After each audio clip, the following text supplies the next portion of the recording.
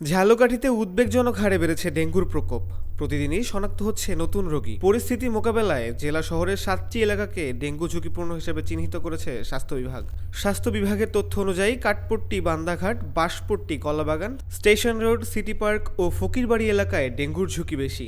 এসব এলাকায় মশা নিয়ন্ত্রণ এবং সচেতনতামূলক কার্যক্রম জোরদারের পরামর্শ দেওয়া হয়েছে। বর্তমানে ঝালকাঠি সদর হাসপাতালে 26 জন, নলছিটি উপজেলা স্বাস্থ্য কমপ্লেক্সে 3 জন এবং রাজাপুরে 11 জন ডেঙ্গু রোগী চিকিৎসাধীন রয়েছেন। আমার ছোট ভাইকে নিয়ে আসছি।